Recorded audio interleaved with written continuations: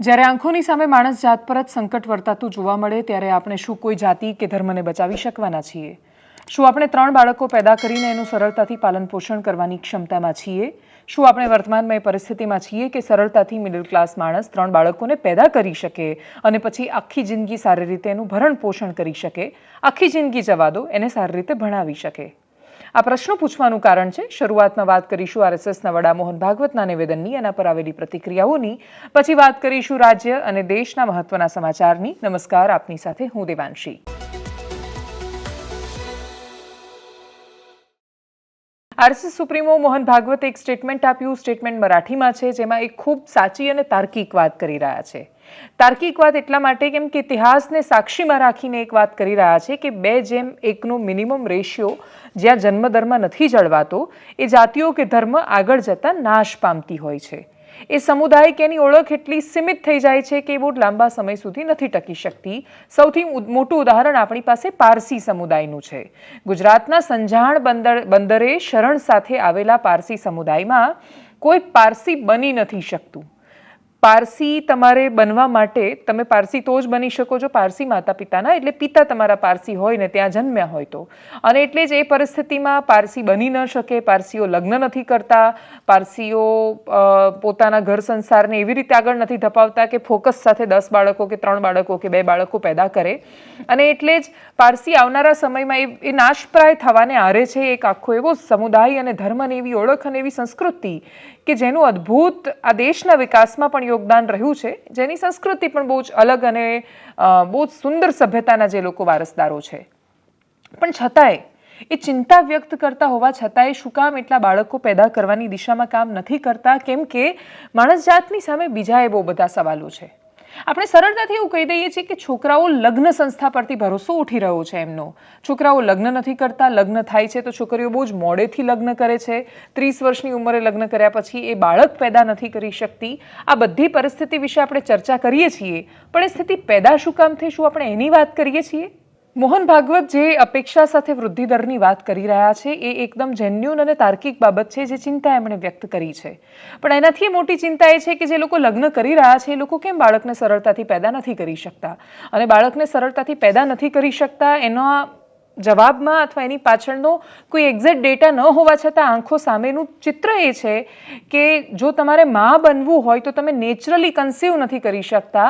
હવે 10માંથી 5 અને કદાચ એ આંકડો 7 કે 8 પર પણ પહોંચી શકે કે શહેરમાં એટલા બધા આઈવીએફના સેન્ટર છે. જો એમને પેશન્ટ ન મળતા હોય તો આઈયુઆઈ કે આઈવીએફ ન થતા હોય તો થોડા વંધત્વની બીમારીના આટલા બધા સેન્ટર ખુલે. આટલા બધા સેન્ટર ખુલેલા છે. તમે કોઈ પણ હોસ્પિટલમાં જશો તો આઈવીએફ ડિપાર્ટમેન્ટની બહાર તમને લાંબી કતાર જોવા મળશે ને જેમાં ખૂબ એકદમ યંગ માણસો દેખાશે. તો એનું કારણ એ છે કે નેચરલી કન્સીવ નથી થઈ શકતું બાળક. એટલે કુદરતી રીતે માણસ બાળક પેદા કરવા માટે અસમર્થ બની રહ્યો છે. એની પાછળના અનેક તર્કબદ્ધ કારણો છે. પોલ્યુશનથી માંડીને, ખરાબ ખોરાકથી માંડીને, બદલાયેલી લાઈફસ્ટાઈલ, પૈસાની પાછળ ભાગવું, સ્ટ્રેસમાં પડેલો માણસ, માત્ર પુરુષ કમાય અને આખો ઘર આરામથી આખું ઘર જીવી શકે એવી તો પરિસ્થિતિ જ નથી રહી. આજુબાજુ વૈભવી ધોરણ, લાઈફસ્ટાઈલ, તમારી અપેક્ષાઓ એટલી હદે બદલાઈ ગયું છે ને આપણે એને વિકાસ જ કહીએ છીએ. આપણે એવું કહીએ છીએ કે આપણે વિશ્વના બાકી દેશોની સરખામણીએ બહુ જબરદસ્ત રીતે આગળ વધી રહ્યા છીએ. આપણે ટ્રિલિયન્સ ઇકોનોમીમાં અને દર વર્ષે એટલા વધારાના સપના જોઈએ છીએ. આપણે દરેક વ્યક્તિને કસ્ટમર બનાવવા માંગીએ છીએ. આપણે એવું ઈચ્છીએ છીએ કે નાનામાં નાના માણસ સુધી મોબાઈલ પહોંચી જાય, ઓટોમોબાઈલ સેક્ટર એટલું ગ્રો કરે, દરેક માણસો ગાડી ચલાવતા થઈ જાય, બાકી બધું થઈ જાય. આપણી પાસે ક્યાં સમય છે કૃષિને લગતી સમસ્યાઓ પર ચિંતન કે મનન કરવાનું? આપણી પાસે ક્યાં સમય છે ચોખ્ખું આપણને ખાવાનું મળે એની ચિંતા કરવાની? આપણે તો માર્કેટ પેદા કર્યું છે ને માર્કેટમાં ડિમાન્ડ અને સપ્લાય મેચ થવા જોઈએ, આંકડાઓ વધવા જોઈએ અને આંકડાઓ વિશ્વની બુલંદીઓ પર પહોંચવા જોઈએ. એના પર આપણું ફોકસ છે. આપણું ફોકસ છે જુગારની એપ્લિકેશન્સ ચલાવવા પર, આપણું ફોકસ છે 2 નંબરનું કરો, ગમે તેમ કરો પણ પૈસા બનાવો એના પર. પૈસો પૈસો પૈસો, એના સિવાય કોઈ જ આપણું ફોકસ ન હોય ને એની બાય પ્રોડક્ટના સ્વરૂપમાં આપણને એટલી બધી બીમારીઓ મળી રહી હોય, એટલી બધી લાઈફસ્ટાઈલની સમસ્યાઓ આવી ગઈ હોય, સામાજિક દૂષણો એટલા બધા ઘૂસ્યા હોય, બાળકોને સરકારી શાળામાં ભણાવી શકાય કે નહીં એ બહુ મોટો પ્રશ્ન આવી ગયો હોય, એના પર ચિંતન મનનો થતા હોય, ત્યારે કોઈ પણ જવા દો, હિન્દુ માત્રની વાત જવા દો, કોઈ પણ વ્યક્તિ 3 બાળકોને પેદા કરી લેશે તો એ શું એને સારું જીવન આપી શકશે? માનવ જાતના અસ્તિત્વ સામે, સારા અસ્તિત્વ સામે બહુ મોટો પ્રશ્ન છે. માણસ જાત બહુ વર્ષોથી, સદીઓથી એની સામે જેટલા પડકારો આવ્યા, કેટલીય કેટલી એવા જીવ છે કે એ જીવ સમૂહોનો સમૂળગો વિનાશ થયો, પણ માણસ છે એ વિપરીત સંજોગોની સામે પણ અડીખમ ઊભો છે. માત્ર અડીખમ ઊભો નથી, એ સતત વિસ્તરી રહ્યો છે, વધી રહ્યો છે. એટલી હદે વિસ્તરીને વધી રહ્યો છે કે દુનિયાની જમીન ઓછી પડવાની છે, આપણને ઓછી પડી રહી છે ઇનફેક્ટ. એટલે આપણે 3 સંતાન હું પેદા કરીશ તો એને જમીન કેટલી આપીશ ખેતી કરવા માટે? માત્ર ખેતી પર જીવશે મારા બાળકો એવું પણ માની લઉં તો એ જમીનની જે અસમાનતા છે એનું શું? જે લોકો ખેતી નથી કરતા એની પાસે અઢળક જમીન છે, જેને ખેતી કરવી છે એની પાસે ટુકડો એ નથી ખેતી માટે. જે લોકો કોઈ દિવસ ખેતરમાં જઈને જોવાના પણ નથી એ લોકો પાસે અમર્યાદિત સંપત્તિ છે. જેને ખેતી કરવાની છે, જે એવું ઈચ્છે કે ચલો હું 5 બાળકો પેદા કરું, પણ 5 ખેતી શેમાં કરશે? પોતાનું પેટિયું રળી શકે અને બાળકને ભણાવી શકે એટલો ખર્ચો શેમાંથી નીકળશે? એટલે જે RSS સુપ્રીમોએ કહ્યું એ બહુ તાર્કિક છે કે ખરેખર જો 3 બાળકો પેદા નહીં કરીએ તો આજથી અમુક સદી પછી, અમુક વર્ષો પછી એવી સમસ્યા આવશે આપણી સામે કે હિન્દુ લઘુમતીમાં હશે, હિન્દુ નહીં હોય, એટલા પાવરફુલ પણ નહીં રહી શકે, ડોમિનન્ટ પણ નહીં રહી શકે. પણ માણસ કેવી રીતે સંતોષની સાથે બચશે? જો માણસ સરળતાથી કન્સીવ પણ નહીં કરી શકે, બાળક પેદા કરવા માટે સક્ષમ નથી રહી સ્ત્રીઓ, એટલી હદ સુધી પ્રદૂષણ વ્યાપી ગયું છે. ચોખ્ખું પાણી નથી મળતું, પાણી ખરીદીને પીએ છીએ, ખરીદ્યા વગરનું પાણી નથી મળતું. આજથી 50 વર્ષ પહેલાં એ ચિંતા કરવાની બહુ જરૂર હતી કે હિન્દુ પાણી કયું પીશે, એને ચોખ્ખી હવા મળશે કે કેમ શ્વાસમાં લેવા માટે. આપણી પાસે ખૂબ ગંભીર સમસ્યાઓ છે. 3 બાળકો પેદા કરીશું તો આપણે ટકી રહીશું એ વાત એમની 100% સાચી હોવા છતાં પણ એ બાળકો પેદા કેવી રીતે કરીશું, પેદા કર્યા પછી એમનું પાલન પોષણ કેવી રીતે કરીશું, આપણી સરકારો એ દિશામાં શું પ્રયત્ન કરી રહી છે? આપણે માર્કેટ પર એટલું બધું ફોકસ કરી રહ્યા છીએ કે આપણે જીવન સ્તર પર ફોકસ કેમ નથી કરી રહ્યા? આપણે આંકડાઓ, GDP બધું જ જોઈ રહ્યા છીએ, હેપીનેસ ઇન્ડેક્સમાં આપણે ક્યાં છીએ? જીવનની જે ગુણવત્તા છે એ કેવી રીતે મેન્ટેન થશે? આ બહુ મોટો પ્રશ્ન છે. જીવનની ગુણવત્તા એટલે પ્રશ્ન છે કે લોકો માત્ર પૈસા પાછળ ભાગતા નથી, પૈસાવાળાની પાછળ પણ ભાગે છે. કોઈ પણ પૈસાવાળો માણસ જુએ ગમે તેમ કરીને એની પાસેથી પોતાનો હિસ્સો કેવી રીતે કાઢવો એ દિશામાં તો એમનું માનસ કામ કરે છે. અને રાતોરાત બધાને કરોડપતિ બની જવું છે ને એ કરોડપતિ બનવા માટે કોઈ પણ રસ્તો અપનાવવા માટે તૈયાર છે. તમે એવા અનેક બેરોજગારોની ફોજ આપણા દેશમાં છે, તમે એને 15,000 કે 50,000 રૂપિયામાં તમે ધારો એ કામ એની પાસે કરાવી શકો છો. એટલી બધી સમસ્યાઓ છે. તો એમની ચિંતા બહુ જ સાચી છે પણ અધૂરી છે. એ અધૂરી ચિંતાઓ પર એમનો આખો જે ઉદ્દેશ્ય હતો એ કહેવાનો બહુ જ અલગ સંદર્ભે હતો, પણ એમના નેજા હેઠળ, એમના એ સામાજિક સંગઠન, વિશાળ સંગઠનના નેજા હેઠળ એક રાજકીય સંગઠન પણ કામ કરે છે.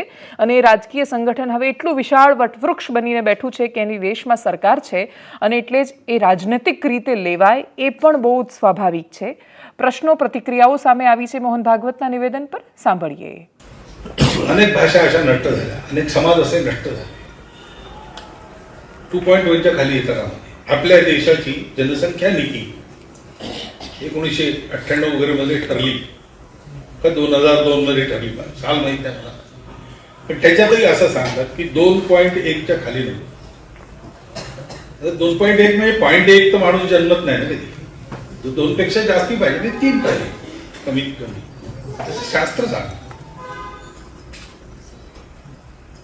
पण ही संख्या ही याकरता महत्वाची आहे की टिकलं पाहिजे की नाही,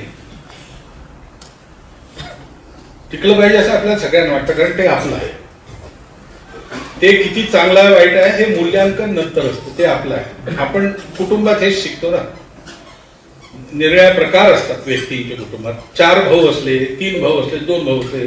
मैं आपको बता रहा हूं कि कितने मर्तबा हमने सुना कि मुसलमान आबादी बहुत बढ़ा रहे हैं. हकीकत यह है कि 2060 में, अभी हम 2024 में हैं, 36 साल के बाद हमारे हिंदू भाई बहनों की आबादी स्टेबलाइज हो जाएगी 74.7% पर, और उसके 40 साल बाद 2100 ईस्वी में मुसलमानों की आबादी स्टेबलाइज हो जाएगी 18.8%. यानी मुसलमान की आबादी कभी भी इस मुल्क में हमारे हिंदू भाई बहनों की आबादी से ज्यादा नहीं होगी. हिंदू खवातीन 67.9 तो मुस्लिम खवातीन 60.2 इस्तेमाल करती है. मगर आज मोहन भगवत को मानना पड़ा.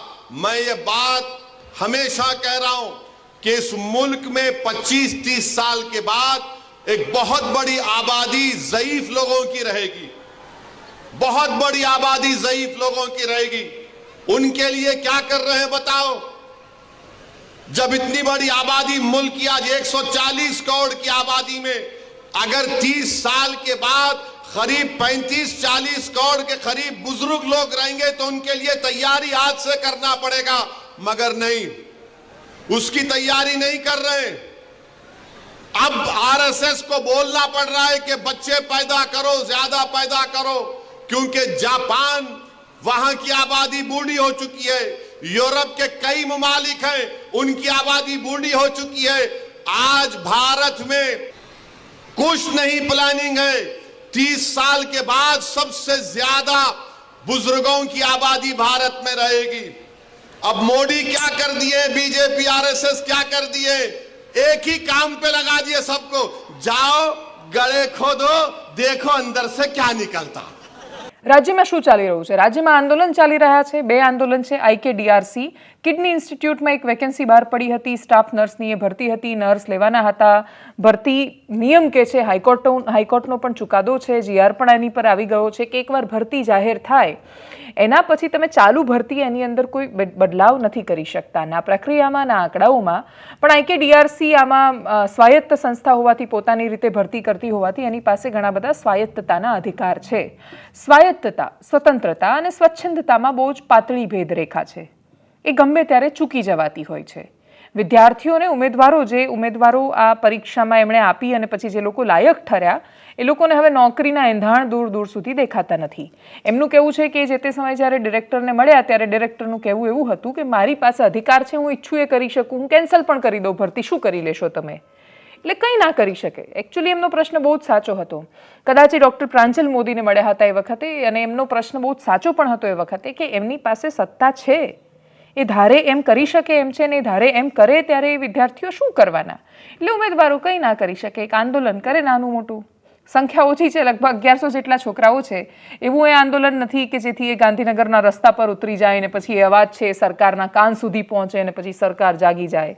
એ લોકો જ્યારે ત્યાં આઈકેડીઆરસીમાં મળીને પછી સરકારને મળતા હતા ત્યારે સરકાર કહેતી હતી કે ના, અમને ખબર છે ને તમારી ભરતી થઈ જ જશે, તમે ચિંતા મુક્ત થઈ જાઓ। આવી વાત એમણે મને લગભગ 2-1 મહિના પહેલાં એ લોકો જ્યારે ગાંધીનગર આવ્યા હતા ત્યારે કરી હતી। હવે એ વાતને બહુ લાંબો સમય વીતી ગયો છે। ફરી એકવાર એ લોકો આંદોલન પર હતા। ગઈકાલે આખી રાત એ ધરણા પર બેઠા, આટલી કડકડતી ઠંડીમાં પણ એમણે આંદોલન કર્યું રાત્રે, એના પછી સવારે પણ ત્યાં હતા। મીડિયા પહોંચ્યું હતું, એમની સાથેના સંવાદો થઈ રહ્યા હતા। શું સામે આવ્યું ત્યાંથી સાંભળીએ। ગુજરાતના યુવાનોને બધી જ પરીક્ષા પાસ કર્યા પછી, બધું જ કર્યા પછી છેલ્લે આંદોલન કેમ કરવું પડે? એ તો સરકારને ખબર। હવે અમે તો મહેનત કરીએ છીએ, પરીક્ષામાં પાસ થઈએ છીએ, મેરિટમાં નામ લાવીએ છીએ, તો બી અમને મળતું નથી। અમને ફળ કેમ નથી મળતો? હવે એ શું ખબર? સરકારને ખબર, સરકારના ઓર્ડર આપવાના હોય છે।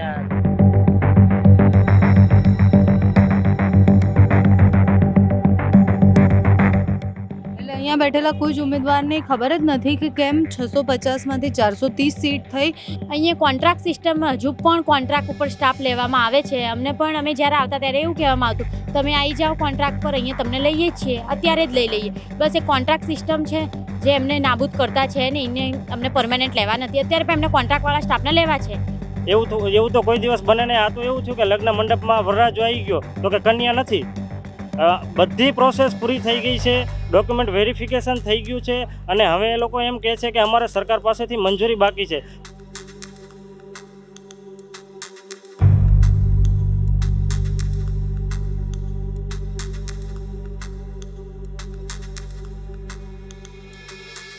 અમને સવારે બહાર ગેટની બહાર કાઢી દેવામાં આવ્યા હતા। અમે ફરી પાછા અંદર આવ્યા છે। અમને સિક્યુરિટી દ્વારા બહુ દબાણ કરવામાં આવી રહ્યું છે। અહીંયા સ્ટાફ દ્વારા બી અમને ધમકાવી દેવામાં આવ્યા છે। પોલીસ બી આવી છે, અમને એ રીતની ધમકી આપે છે, પૂરી દેવાની ધમકી આપે છે અમારી પર। દેખો, રાતે આખી નાઇટ લોકો અહીંયા બેસ્યા છે અને આખી નાઇટ ઠંડીમાં ઠરી ગયા છે। તેઓ પણ સંવેદના જાગતી જ નહીં સરકારમાં। ના દેખાયા હવે કેવી છે સંવેદનશીલ સરકાર, ગુજરાત સરકાર।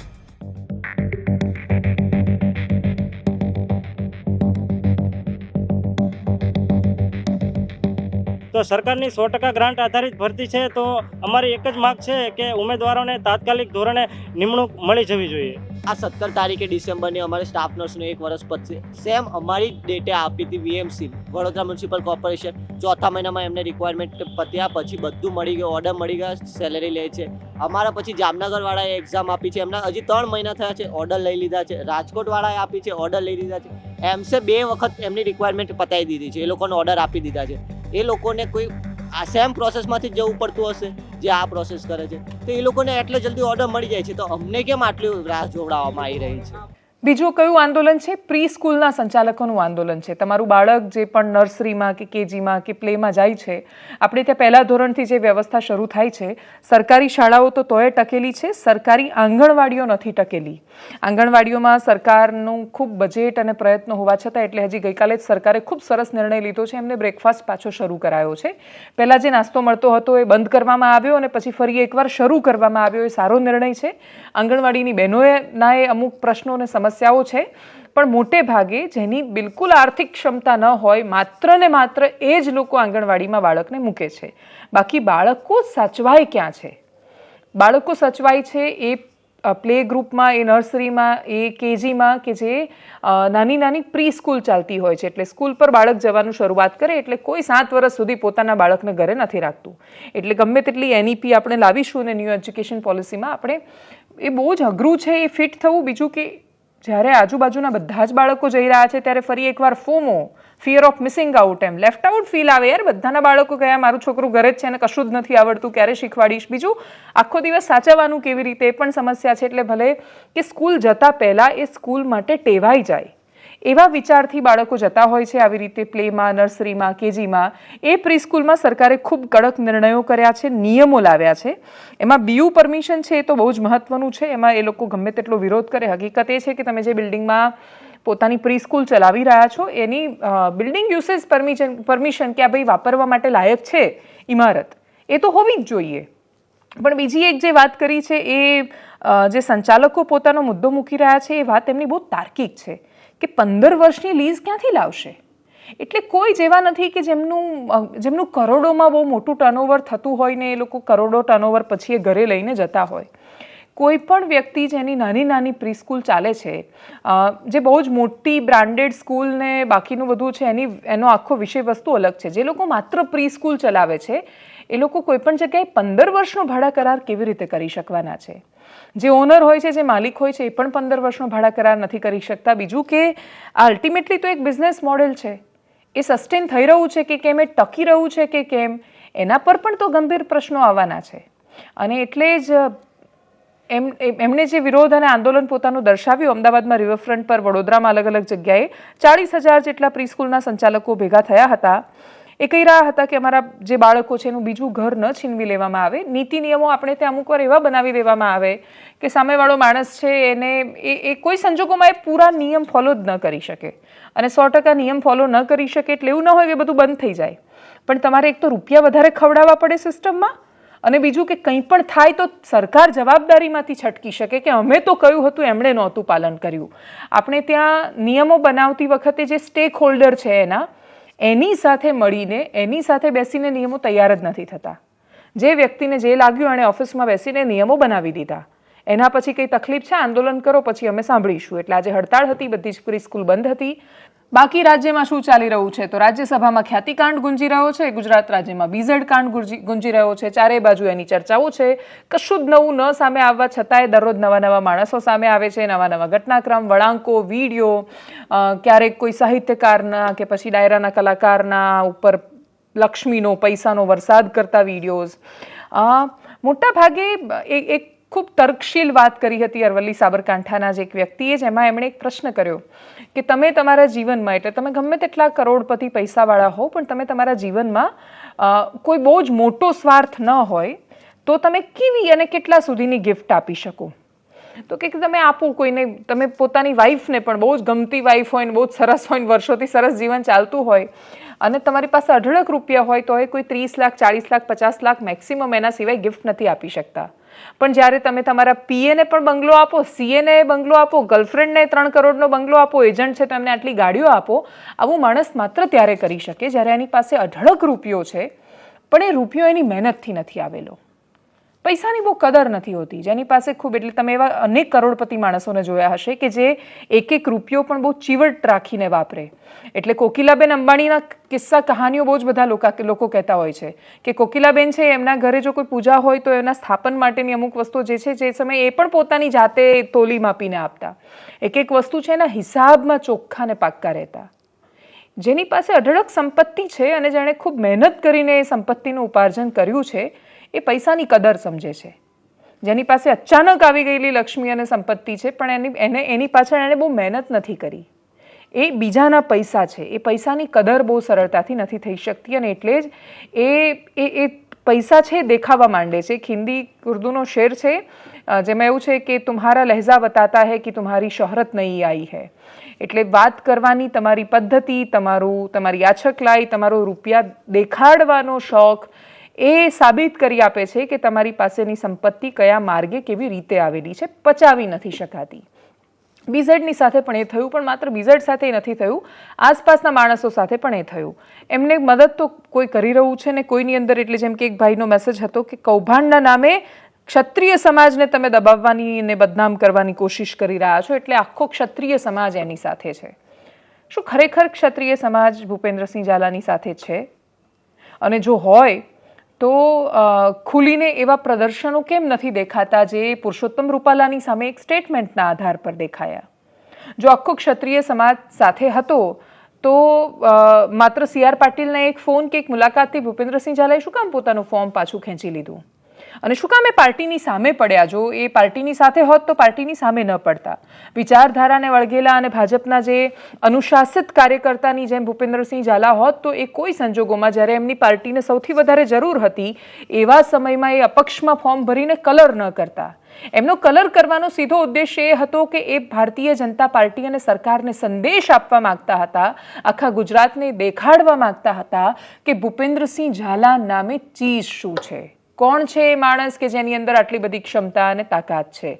કદાચ એમણે એ વખતે જે પ્રદર્શનની શરૂઆત કરી અને પછી જે સતત ચાલુ રહ્યું, રોલા પાડ્યો, ગાડીઓના ફોટોઝ મૂકો, રીલ્સ બનાવો, વિડીયોઝ વાયરલ કરો, એજન્ટ્સને આપો, અને આજે ફોર્ચ્યુનર આપી દો અને આજે ક્રેટા આપી દો, એ જે ચાલ્યું એના કારણે બીઝેડ છે એ વધારે ને વધારે ચર્ચામાં આવ્યા. હવે સમાજના અમુક અંશ માત્ર લોકો પણ સમાજના નામે દર થોડા દિવસે પોસ્ટર વાયરલ કરે છે. એવું જ એક પોસ્ટર એમના એજન્ટ, ઘણા બધા એવા લોકો છે કે જે કથિત રીતે બીઝેડથી છૂટા પડીને પોતાની અલગ ઓફિસ ખોલીને બેઠા હતા, એ અંતે તો બીઝેડના જ માણસો હતા એ પણ સાબિત થઈ રહ્યું છે. બીઝેડે પોતાની જ કોમ્પિટિશન પોતાની સાથે જ લોન્ચ કરી. એટલે ઘણી બધી ગાડીના માલિકો એવું કરતા હોય અથવા મોબાઈલના માલિક એવું કરે, ઘણી બધી પ્રોડક્ટ્સમાં એ રીતે કરવામાં આવે કે એક કંપની છે પોતાની જ કોમ્પિટિશન પોતાની જાતે જ ઊભી કરે. એવી જ રીતે બીઝેડે ત્યાં અરવલ્લીમાં પણ એ કર્યું, પોતાની કોમ્પિટિશન પોતાના જ માણસોના થ્રુ અલગ કંપની ખોલીને કરવામાં આવી. એ લોકોએ સ્ટેટસમાં આ બધા ફોટોઝ મૂકવાની શરૂઆત કરી, જેમાં એવું લખવામાં આવ્યું કે એક હૈ તો સેફ હૈ. યોગી આદિત્યનાથે થોડી કલ્પના કરી હશે કે એમણે જે હિન્દુઓની એકતા માટે નારો લગાવવાની વાત કરી છે, એ નારો ભૂપેન્દ્રસિંહ ઝાલા નામના એક વ્યક્તિ કે જેના પર 6,000 કરોડના કૌભાંડનો આરોપ છે, એના માણસો આમાં એકતા રાખવાની વાત કરીને આ નારાનો ઉપયોગ કરશે. પણ એ નારાથી એક પોસ્ટર છે, એવા 2-3 વોટ્સએપ મેસેજ છે જે ખૂબ વાયરલ થઈ રહ્યા છે. સૌથી રસપ્રદ દ્રશ્ય કોઈ સામે આવ્યું હોય તો એ ભીખુસિંહ પરમારનું હતું. મંત્રી છે રાજ્ય સરકારમાં, પ્રશ્ન પૂછવામાં આવ્યો એમને કે શું કરશો તમે, આમાં કોઈ જવાબ આપશો? ભીખુસિંહે કહ્યું કે મને ના પાડે, પાર્ટીનું છે એવું બોલ્યા, અને પછી કહ્યું કે મને પ્રવક્તાએ ના પાડેલી છે. પ્રવક્તા યમલભાઈ છે અને યમલભાઈની પાસે હવે ખૂબ સરસ મજાનો ચાર્જ છે. એટલે યમલભાઈની પાસે એટલો સમય નથી કે એ તસ્દી લઈને ફોન કરીને એવું કહે ત્યાં કે હું ભાજપનો મુખ્ય પ્રવક્તા છું ને તમારે આ વિષય પર બોલવાનું નથી. બીજું કે અલ્પેશ ઠાકોરને ના નથી પાડતી પાર્ટી, તો એ ભીખુસિંહને શું કામ ના પાડે? ઉપરથી ભીખુસિંહે પોતાનું કરેલું છે, તેમણે પોતે જવાબ આપવાનો હોય. બાકી સરકારના પ્રવક્તાઓએ પણ ના પાડી હોય એવું એટલે ધ્યાનમાં નથી, કેમ કે શિક્ષણ રાજ્યમંત્રી પ્રફુલભાઈ પાનશેરિયાએ તો સામે આવીને પ્રતિક્રિયા આપી હતી કે જે શિક્ષકો આમાં ઇન્વોલ્વ છે એની સામે કાર્યવાહી કરીશું. તો એનો મતલબ એ છે કે ભીખુસિંહને જવાબ નહોતો આપવો, પણ કોઈક માથું છે એટલે વચ્ચે યજ્ઞેશભાઈને ધરી દીધા હશે એમણે મનમાં ને મનમાં કે એમની વાત થઈ રહી હશે એવા સંદર્ભે. પણ ખેર એમણે ના પાડી, અને એમણે જે ના પાડી એ જવાબ આપવાની એમની શૈલી બહુ રસપ્રદ હતી. સાંભળીએ એમને. કોઈ બાઈક નહીં, અમારા પ્રવક્તા છે જ. પણ પ્રવક્તાની પાર્ટીનો કાર્યક્રમ નતો, એ તો નહીં એટલે એ અમારા પ્રવક્તા આપશે ભાઈ, હું નહીં આપું, નહીં આપું. નામ પણ એની સાથે ના ના કોઈ વાંધો નહીં, કોઈ વાંધો જી સાહેબ. નહીં તો એ જે કૌભાંડી છે એને સપોર્ટ કરો. અમારા પ્રવક્તાએ ના પાડી છે શું કીધું છે કે તમારે કોઈ બાઇક નહીં આપવાનું, અમે આપીશું. આ બીઝેડના સંદર્ભમાં હા હા હા. શા માટે ના પાડી છે? એટલે હવે એ તો એમને પૂછો, એમને પૂછો, એ એમને પૂછો. નહીં બચાવવાનું કોઈ પ્રશ્ન ના માટે બચાવવાનું ભાઈ, ઇન્કવાયરી ચાલુ છે ને. નહીં તો આપણે એની અંદર શું આપણે કહી રહ્યા છે એમને કે શું કંઈક ફરિયાદ છે એ બધું મને કંઈ ખબર નથી ભાઈ. નહીં તો હવે આગળ શું કાર્યવાહી કરવી જોઈએ તમારું? શું માનવું છે? કાર્યવાહી ચાલુ જ છે, વસ્તુ શું છે, કાર્યવાહી ચાલુ જ છે, કાર્યવાહી ચાલુ છે. આપ જવાબ આપશો એમની અંદર એના સંદર્ભમાં? ના કોઈ જવાબ નહીં, કોઈ જવાબ. અને છેલ્લે વાત ભારતીય જનતા પાર્ટીના પ્રદેશ અધ્યક્ષ CR પાટીલની. CR પાટીલના ઘરે બહુ જ સરસ મજાની ગાય લાવવામાં આવી છે. એનો વિડીયો તો હમણાંથી ખૂબ ચર્ચામાં પણ આવ્યો, વાયરલ પણ રહ્યો. પણ આજે ચર્ચામાં છે CR પાટીલ એમના ઘરે આવતીકાલે યોજાવા જઈ રહેલા ગાલા ડિનર માટે. એક એવા ડિનર કાર્યક્રમનું આયોજન રાખવામાં આવ્યું છે જેને આમંત્રણ મળ્યું એ લોકો એને ફેરવેલ પાર્ટી તરીકે પણ જોઈ રહ્યા છે. શું કામ ફેરવેલ પાર્ટી? કેમ કે 1.5 વર્ષ પહેલા CR પાટીલનો કાર્યકાળ પૂરો થઈ ગયો છે. એના પછી પણ એક્સટેન્શન પર CR પાટીલ ખૂબ લાંબા સમયથી ગુજરાત ભારતીય જનતા પાર્ટીના પ્રદેશ અધ્યક્ષ છે અને એમણે એક કાર્યક્રમ પોતાના નવા નિવાસ સ્થાને પ્રવેશના સ્વરૂપમાં પણ ગુજરાત ભાજપના બધા જ ધારાસભ્ય અને બધા જ સાંસદોને બોલાવીને એ કાર્યક્રમ રાખેલો છે. પ્રધાનમંત્રી મોદી પણ આવવાની સંભાવનાઓ છે. ગુજરાતમાંથી પણ આખું મંત્રીમંડળ, મુખ્યમંત્રી સહિત બધા જ લોકો દિલ્હી જવાના છે. દિલ્હીના આ કાર્યક્રમની ચર્ચાઓ એટલે છે કેમ કે સંગઠનના નેતાઓને નથી બોલાવવામાં આવ્યા, પણ સંભવતઃ સંગઠનના નેતાઓનો બીજો એક કાર્યક્રમ પણ હોઈ શકે છે. CR પાટીલની આ ફેરવેલ પાર્ટી હોય તો પણ CR પાટીલનો આજે કાર્યકાળ રહ્યો છે એ એટલા માટે સૌથી વધારે ચર્ચાસ્પદ અને ભારતીય જનતા પાર્ટી માટે ઐતિહાસિક રહેવાનો છે કેમ કે CMએ હમણાં જ આશાવાદ વ્યક્ત કર્યો કે CR પાટીલ કહેતા હતા એ રીતે 182 આવી શકે. હકીકત એ છે કે 2022ની ચૂંટણીમાં જ્યારે CR પાટીલે 182નો અને એના પછી 150+ દાવો કર્યો ત્યારે અમે લોકો જ્યારે ગ્રાઉન્ડ ઝીરો પર જતા અનેક નેતાઓને મળતા, ધારાસભ્યોને પણ મળતા જે લોકો ચૂંટણી લડી રહ્યા હતા, એમાંથી કોઈ જ એવું નહોતું માનતું કે CR પાટીલની આ વાત વાસ્તવિકતા પણ સાબિત થઈ શકે છે. આજે ભારતીય જનતા પાર્ટી પાસે 162 ધારાસભ્ય છે. એક બેઠક પર ચૂંટણી નથી થઈ. 11નું સંખ્યાબળ માંડ શેષ બચી જાય વિપક્ષની પાસે. આવી પરિસ્થિતિ ગુજરાત રાજ્યમાં ક્યારેય આવી જ નથી. એટલે CR પાટીલની શરૂઆતમાં એમને બહુ બધી રીતે શંકાની દ્રષ્ટિએ જોવામાં આવ્યા, એમની સંગઠનની કુનેહ પર સવાલો કરવામાં આવ્યા. પણ જે લોકો એમના સુરતના કાર્યાલયે ગયેલા હતા, જે લોકો એમની શૈલીથી વાકેફ હતા, એ બધા જ લોકોએ એમને ગંભીરતાથી એટલે લીધા હતા કેમ કે ખબર હતી કે CR પાટીલ કહી રહ્યા છે તો એવું થઈ શકે છે. અને 162 બેઠક સાથે CR પાટીલની ફેરવેલ અથવા એક્ઝિટ એ જે પણ એ પાર્ટી હોય એ થવા જઈ રહી છે. એટલા માટે ચર્ચામાં છે. એમણે 2 વાર એવું સામે આવીને કહી દીધું છે કે એમણે પાર્ટીને રિલીવ કરવાનું કહ્યું છે. એ રિલીવ કરવાનું કારણ પણ એ છે કે એમની પાસે જળશક્તિ મંત્રાલયનો ચાર્જ છે અને એ હવાલો સંભાળવો હોય તો અહીંયાની બાકીની બધી ગતિવિધિઓમાંથી મુક્ત થવું જરૂરી બની જાય છે. નજર એ રહેશે કે ભારતીય જનતા પાર્ટીના આવનારા પ્રદેશ અધ્યક્ષ છે એ કયા પ્રદેશનું પ્રતિનિધિત્વ કરતા આવશે. આની પહેલાં જીતુ વાઘાણી હતા, સૌરાષ્ટ્રનું પ્રતિનિધિત્વ કરતા હતા. CR પાટીલ છે આખા ગુજરાત ભાજપનું પ્રતિનિધિત્વ કરતા હોવા છતાં સુરત સાથે સંકળાયેલા છે. એટલે બહુ જ સરળતાથી તમે GJ5ની ગાડીઓ સચિવાલયમાં કે બાકીની બધી જગ્યાએ જોઈ શકતા હતા. હવે કયું GJ પાર્સિંગ છે એ સૌથી વધારે દેખાશે ગાંધીનગરમાં? ખબર પડી જશે 1-2 મહિનામાં. એનાલિસિસમાં અત્યારે બસ આટલું. જો આપ અમને YouTube પર જોઈ રહ્યા છો તો સબસ્ક્રાઇબ કરો, Facebook પર જોઈ રહ્યા છો તો ફોલો કરો, અમારા વિડીયોને શેર કરો અને સૌથી મહત્વની વાત, આ દેશના પ્રામાણિક નાગરિક આપણે તો જ છીએ જો આપણે દેશને પ્રામાણિક રહીએ છીએ. લાઇબ્રેરીમાંથી ઊભા થઈએ કે ઘરમાંથી બહાર જઈએ તો પંખો બંધ કરીએ છીએ, વીજળીના વપરાશ પર બની શકે એટલું નિયંત્રણ લાવીએ છીએ, રસ્તા પર કચરો નથી ફેંકતા, નદી નાળા છે એને ગંદા નથી કરતા, નદીને માત્ર દૂરથી આમ પગે લાગવા માટે માતા કહીને પછી એની અંદર આમ કચરાની થેલી પ્લાસ્ટિકની ભરેલી ફેંકી દેવી એ માતા કહેવાની નિશાની નથી. આપણે જે બોલીએ છીએ એને સાર્થક કરીને બતાવીએ એવી અપેક્ષા. નમસ્કાર.